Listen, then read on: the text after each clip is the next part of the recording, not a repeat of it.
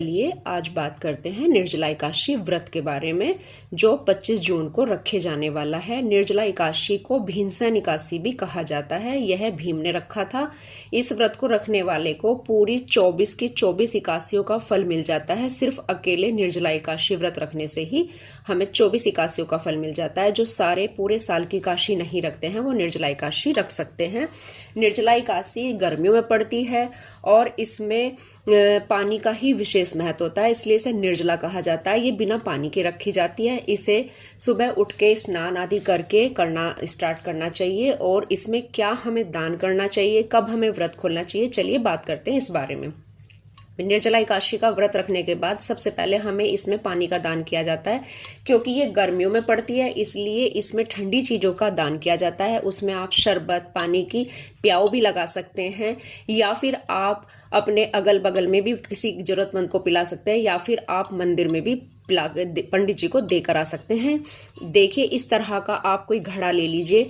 घड़ा छोटा हो या बड़ा हो वो आप अपने अकॉर्डिंग देख लीजिए, और इसको आप एक मोली से बांध लीजिए। कभी भी घड़े की गर्दन को खाली नहीं रखा जाता, इसलिए एक मोली से इसको बांध लीजिए और इसको जल से मतलब कि पानी से पूरा भर दीजिए। भरने के बाद हम इसे अपनी पूजा में रख लें। जहां हम पूजा करेंगे अपने घर में उस स्थान पर इसे रख लें। इसके ऊपर एक ढकनी आती है, उसको ढक लें। और इसके अलावा हम और क्या क्या देना चाहिए, क्या क्या दे सकते हैं, जिसकी जो सामर्थ्य है अपनी सामर्थ्य के अनुसार वो दान कर सकता है। इसके अलावा हमें एक छाते का दान जरूर करना चाहिए। कहते हैं भाई गर्मियों की चीजों के लिए, गर्मियों से बचने का सामान हमें दान करना चाहिए, तो छाता भी हमें दान करना चाहिए। और हमें एक या दो जो भी आपका अनुसार बजट है या जो भी आप ले सकते हैं, हमें ये पंखे जरूर दान करने चाहिए, हाथ से बने हुए, जिसकी जैसी सामर्थ्य है। लोग छत के पंखे, टेबल फैन वगैरह भी दान करते हैं, लेकिन अगर आपकी सामर्थ्य वो नहीं है तो इस तरह के आप हाथ से बने हुए बीजनों को जरूर दान करें। हमारे यहाँ इन्हें बीजने कहते हैं, हाथ के पंखे, इन्हें तो जरूर ही दान करें आप। और हमें मौसम के अनुसार कोई भी फल वगैरह, ऋतु फल वगैरह दान जरूर करना चाहिए। जो भी आपके पास है, जो भी आप ला सकते हो, खरबूजा है, तरबूजा है, आम है, या जो भी आपका इच्छा है, जो भी आपकी सामर्थ्य है उसके अनुसार आपको जरूर दान करना चाहिए। या फिर आपको खरबूजे की साथ साथ खीरे भी दान कर सकते हैं। खीरा भी गर्मियों को खाए जाने वाला फल ही है, इसको भी, ये पानी वाला फल है इसलिए इसको भी दान कर सकते हैं।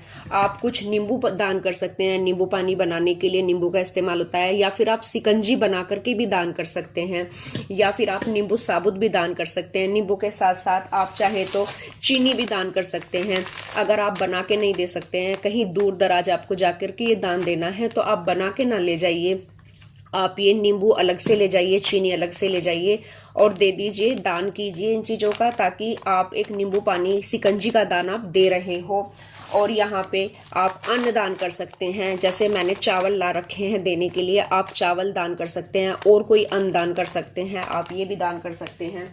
और ठंडाई में ये मैंने रूह अफ़ज़ा ला के रखी हुई है, मैं ये रूह अफ़ज़ा भी दान करूंगी। तो आप रूह अफ़ज़ा बना करके भी पिला सकते हैं, आप साबुत ऐसे ही बोतल भी दे सकते हैं। अगर आप कहीं पास के मंदिर में जा रहे हैं तो आप इस घड़े में ही रूह अफ़ज़ा का बना करके ले जाएं, पूरा का पूरा भर के ले जाएं। छोटा बड़ा जैसा भी आपका घड़ा है उसे बना के ले जाएं, और रूह अफ़ज़ा बना के ठंडा ठंडा ले जा करके अपने हाथों से पिला करके आएं। यदि अगर पास की सामर्थ्य मतलब नहीं है, कोई पंडित जी नहीं है या कोई मंदिर नहीं है, तो आप इस तरह से फिर साबुत सामान लेकर जाएं, बना करके कुछ ना लेके जाएं, क्योंकि बनाकर ले जाने में सारी चीजें गिरने का डर रहता है। बस आप कोशिश कीजिए कि एक बोतल अपने घर से पानी की भर के ले जाएं और घड़ा खाली ले जाएं, और फिर वहां जाके उसको, उस बोतल अपने घर के पानी से उसको फिल कर दें, और बाकी का सामान आप साबुत ही दे दें। और हो सके तो कुछ मीठे का दान जरूर कीजिए, मिठाई का दान जरूर कीजिए। जो आपके पास सामर्थ्य है, जो आपके पास अवेलेबल है, जो आप ला सकते हो उसका आप दान जरूर करें। कपड़ों का दान जरूर करना चाहिए। कुछ जो भी आपकी मतलब हिसाब है, अगर आपके पंडित जी हैं, आप कुर्ता पजामा देना चाहते हो तो कुर्ता पजामा दे दीजिए, पैंट शर्ट देना चाहते हो तो वो दे दीजिए, आप साड़ी देना चाहते हो तो साड़ी दे दीजिए। जैसा भी आपका हिसाब है, जैसा भी आप देना चाहते हैं। और अगर कुछ भी हिसाब कपड़े का नहीं बनता है तो आप इस तरह से एक अंगोछा ही दे सकते हैं।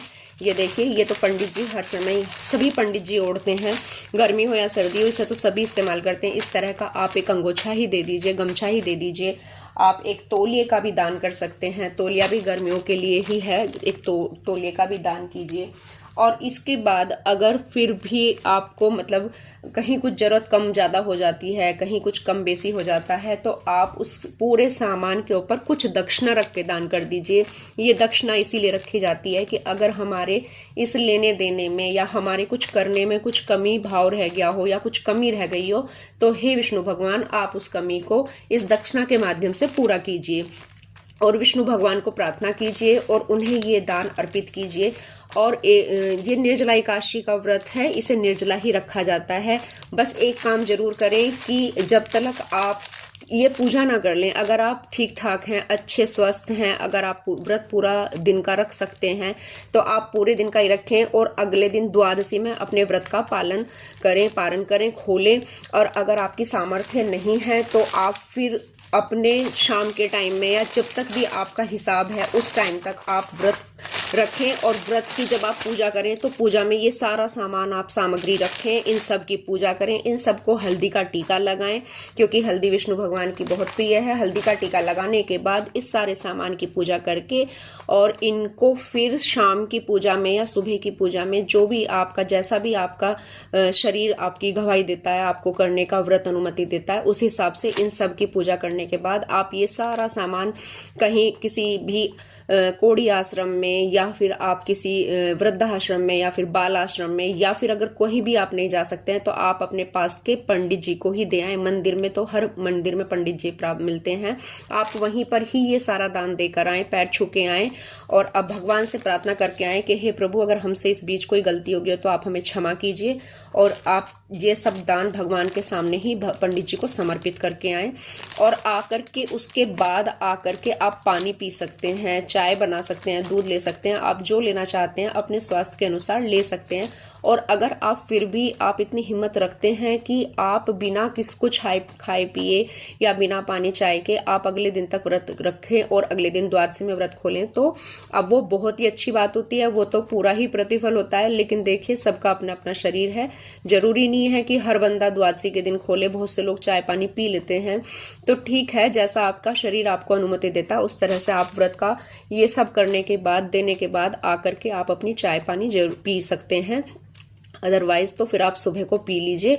लेकिन ये व्रत आप रखिए जरूर, जिस तरह से भी आप रखें, चाहे 2 घंटे का, चाहे 4 घंटे का, चाहे शाम तक का, चाहे अगले दिन का, लेकिन ये रखे जरूर। क्योंकि हमें मतलब ये तो एकादशी इतनी बड़ी है कि भीम ने भी इसको रखा था। अगर हम इसको रखेंगे तो समझ लो हमने जो बाकी की नहीं रखी हैं 23, वो सब हमारी पूरी हो जाएंगी। हमारी समझ लो इस व्रत के करने से ही हमारा सारे 24 एकादशियों का फल प्राप्त हो जाएगा। तो ये व्रत आपको जरूर रखना चाहिए, अपनी सामर्थ्य के अनुसार रखना चाहिए। भगवान ने कभी ये नहीं कहा है कि आप मर मर के व्रत करो, ऐसा कभी भगवान नहीं चाहते कि कष्ट इतना हो कि आप परेशान होकर व्रत करो। भक्ति भाव अच्छे होने चाहिए, आपको पूरे दिन भगवान का नाम जप करना चाहिए, आपको पूरे दिन मतलब वो क्या कहते हैं, विष्णु सहस्त्र नाम आप अगर नहीं भी पढ़ पा रहे हैं तो फोन में चलाकर रख दीजिए, टीवी पे चला के रख दीजिए और उसे सुनिए, कीर्तन कीजिए। आपके अगल बगल के मंदिर में यदि कीर्तन हो रहे हैं तो वहां जाके आप कीर्तन सुनिए, कीर्तन कीजिए, भगवान का नाम लीजिए और माला कीजिए। जितना हम सबसे बन पड़ता है उतना हम करने की कोशिश भी करते हैं और करना भी चाहिए, क्योंकि कुछ तिथियां बड़ी बड़ी होती हैं जिन्हें हम करते हैं, उन्हें करना चाहिए। आपको अगर जानकारी अच्छी लगी हो तो लाइक कीजिए, सब्सक्राइब कीजिए। और अगली वीडियो में मैं आपको कथा बताऊंगी कि कथा किस तरह से है। आप इसे तब तक आप इस वीडियो को सेव कर लीजिए और अपने पास रखिए। Thank you.